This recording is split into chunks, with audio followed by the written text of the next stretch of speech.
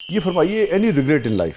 एक रिग्रेट जो मेरे ख्याल में मैं कह सकता हूँ जो मुझे रहा, वो बेसिकली मेरे वालिद की जो डेथ थी उससे कोई 1 माह पहले उनको मैसिव हार्ट अटैक हुआ और he was rush to the hospital और उनको कहा गया कि वो एक किस्म से डेड थे, तो उनको रिवाइव किया गया वो शॉक्स देके। तो वो उसके बाद 1 माह वो तकरीबन 1 माह सवा माह जिंदा रहे। तो उस दौरान मैं कराची में, पेरेंट्स मेरे इस्लामाबाद में रहते थे, मैं कराची में रहता था और रिग्रेट ये था कि I could not come to Islamabad to meet him and when I came to Islamabad तो वो जा चुके थे। तो that's a regret that I think I hold. बल्कि मेरी वालदा की भी मुझसे शिकायत रहती थी, तुम इस्लामाबाद आते हो तो तुम थोड़ी देर के लिए आते हो, टाइम नहीं गुजारते, तो वो मुझसे वो भी नहीं हो पाता था। अब मैं बाज़ औक़ात में सोचता हूँ कि यार I wish I would have spent some more time with her. Sarmad भाई, ये फरमाइए, कोई ऐसा गिल्ट जो आपको लगता है जिसमें कॉन्शियस जो है ना, उर्दू में कहते हैं ना, कचोके लगाता रहता हो, आपको लगे कि यार सरमद अली ये ज़िंदगी में गलती हुई थी मुझसे? लेकिन 2 चीज़ें मुझे ज़रा तकलीफ देती हैं। एक तो आई थिंक लाहौर की बात है, आई थिंक एबट रोड की बात है।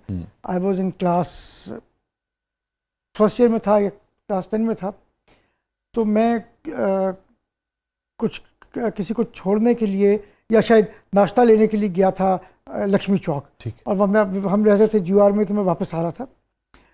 तो रास्ते में मेरी ग्रीन लाइट थी, उस तरफ रेड लाइट थी। एक साइकिल वाला आया, ही हिट द कार,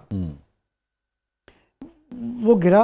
अच्छा, मैं 18 साल का नहीं था, so I ran away, but I saw in the शीशा कि वो उठा है, साइकिल से उठा है और अपने आप को उसने झाड़ा है वगैरह। बट आई फेल्ट कि I should have actually apologize, रुकना चाहिए था, डिस्पाइट के मेरे ख्याल में शायद मेरी गलती नहीं थी। आप कह रहे ग्रीन थी, आप शायद मेरी गलती नहीं, फिर भी रुकना चाहिए था, लेकिन रुकना चाहिए था। सो वो आई थिंक मुझे आज तक तकलीफ देता है कि यार आई should have stopped and helped him. और दूसरा जो है वो, हालांकि देखिए इस बात को कम से कम भी 30-40 मेरे ख्याल में, हाँ तकरीबन ज़्यादा ही, हाँ इतने ही हो गए होंगे मेरे ख्याल में। ये बात है कोई 78-79 की। ये जो मैं आपसे ये भी जानना चाह रहा था कि ये जो एहसास होता है इंसान को किसी भी नौइयत की, छोटी हो बड़ी हो, गलती का, ये वक्त के साथ साथ बढ़ता है? मेरा वक्त के साथ साथ बढ़ता है। अब मुझे ज़्यादा शायद महसूस होता है, शायद 10 साल पहले 15 साल पहले इतना महसूस नहीं होता था। दूसरा जो मेरे एक और मेरे ख्याल में इंसिडेंट है, वो ये कि एक बच्चा आया था, उसका वो एक किसी कंपनी में काम कर रहा था जहाँ से हमने कुछ गिव अवेज बनवाए थे। ठीक। और मेरी एक बहुत सीनियर कोलीग थी, उन्होंने मुझे कहा कि कि ये आके उसकी पेमेंट का इशू था। तो मैंने उसको कहा कि भाई फाइनेंस में चेक बन रहा है, लेकिन उसने बदतमीजी तो नहीं की। उसने कहा कि जी मुझे कहा गया है कि मैं यहीं बैठा हूँ, मैं नहीं जाऊँगा।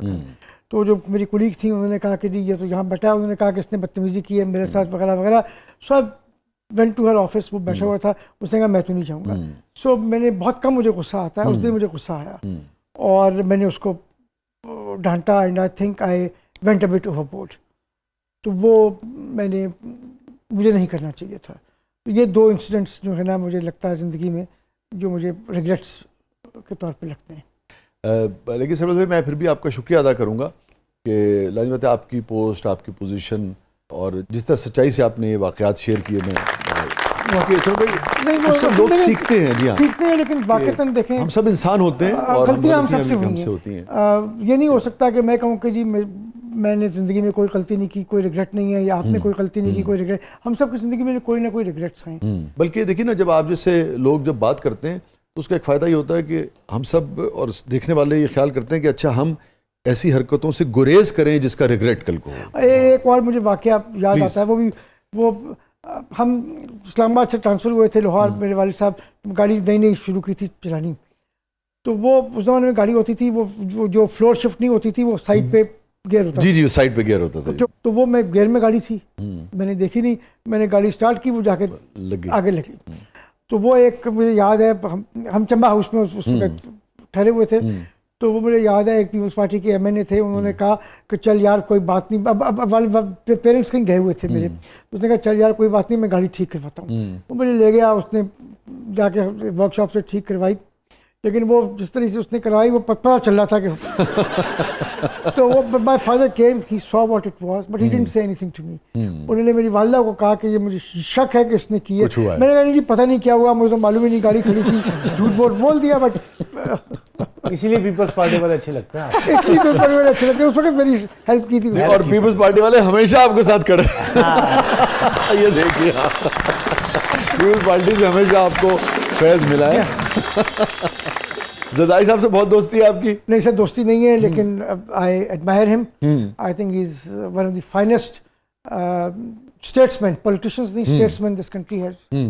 और जो मेरे ख्याल में ज़रदारी साहब का पॉलिटिकल एक्यूमेन है वो मेरे ख्याल में इस मुल्क में किसी का नहीं। ये फरमाइए, अब मैं बिल्कुल एक यानी कि सहाफ़त के जो मीडिया पर्सन से ही बात कर रहा हूँ। ज़रदारी साहब की मफाहमती सियासत है, उसको बहुत सारे लोग बहुत ही एडमायर करते हैं ना। जैसा कि आपने कहा कि बहुत सारे लोग ये समझते हैं कि वो स्टेट्समैन है ना, और स्टेट्समैनशिप की एक बेहतरीन मिसाल उनको तस्वुर किया जाता है। दूसरी तरफ जो मुखालफीन है वो उसी मफाहमती सियासत को मफादाती सियासत कहते हैं। इसको आप कैसे देखें? मेरे ख्याल में ये कहना कि मफादाती सियासत है गलत है, इसलिए कि देखें आप सिंपल बात करें, जिस दिन हमारे इलेक्शंस हुए इस साल, सबसे पहले ज़रदारी साहब ने पीटीआई को दावत दी, उनको कहा कि आप आएँ, आपके पास सबसे बड़ी पार्टी अगर आप हैं तो आप आएँ, हुकूमत बनाएं। दे वर नॉट इंटरेस्टेड। उन्होंने कहा जी हमें तो चोरों और डाकुओं से बात नहीं करनी। तो जब इस किस्म का एटीट्यूड हो तो फिर मसला होता है। लेकिन तो वो जो एक माइंडसेट थी, उसने कहा कि जी ये मुफादात की सियासत है। मुफादात की सियासत क्या थी? क्या पीपल्स पार्टी कैबिनेट का हिस्सा है? नहीं है। आज भी पीपल्स पार्टी असूलों की सियासत कर रही है। वो बेसिकली कह ये रहे हैं, कहते ये हैं हम कि जी जो हमारे साथ आपने एग्रीमेंट किया था एट द टाइम ऑफ, जब ये साइन किया था इलेक्शंस के बाद हमने एग्रीमेंट, तो उस एग्रीमेंट को आप ऑनर करें, और कुछ नहीं कहते।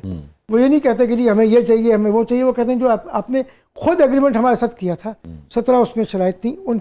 मगर सरमद भाई, अगर वही शख्स या उसी पार्टी के सरबराह जो हैं जब ये कहते हैं कि भाई आप इसके ऊपर अमल कीजिए, हम और कुछ नहीं कहते, मगर एक मौके पे ज़िंदगी में और बहुत माजी बईद नहीं, माजी करीब में वो ये कह चुके हों कि वादे जो हैं वो कोई कुरान हदीस तो नहीं होते, तो फिर क्या इखलाकी जवाज़ रह जाता है उस पर इम्प्लीमेंट करवाने? वो बात जो जब की गई थी तो वो की गई थी, लेकिन उसका मतलब ये नहीं था कि नहीं होते।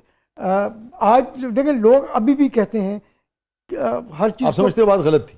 मैं उसमें कमेंट नहीं कर सकता, बिकॉज आई वाज़ मैं जानता नहीं हूँ किस कंडीशन किस एनवायरनमेंट में और किस कंडीशन में बात की गई थी।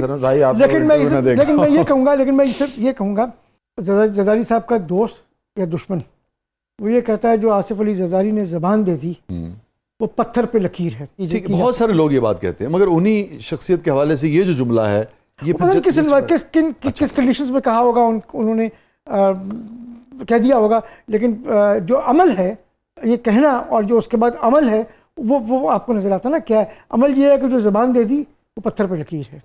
हैप्पीएस्ट मोमेंट सरमद अली साहब की जिंदगी का? मेरे ख्याल में नहीं होता, अम्मी मैं मैट्रिक कर लिया। बहुत अच्छे। मैट्रिक किया तो मेरे ख्याल में वो शायद खुशी का पहली अचीवमेंट, सेंस ऑफ अचीवमेंट, मेरे ख्याल में पहला sense of achievement. Memorable moment Sarmad Ali साहब की जिंदगी का? मेमोरेबल मोमेंट्स की मेरे ख्याल में बात करें तो बहुत सारी मेमोरेबल मोमेंट्स होती हैं इंसान की ज़िंदगी में, लेकिन एक चीज़ जो जिसके बारे में मैं शायद कैसे बात कर सकूं वो ये है कि जब मुझे पहली बार कहा गया कि आप APNS को लीड करें, होता ये था कि जो अखबार के मालिकान थे भाई ओनर्स, वो हमेशा APNS के सदर शामी साहब हैं, कभी कोई और रहे, वी शकुर रहमान, आरिफ निज़ामी, हमीद हारून, जो ऑल्दो हमीद हारून मालिक नहीं थे जॉन अखबार के, लेकिन हमीद हारून थे जी।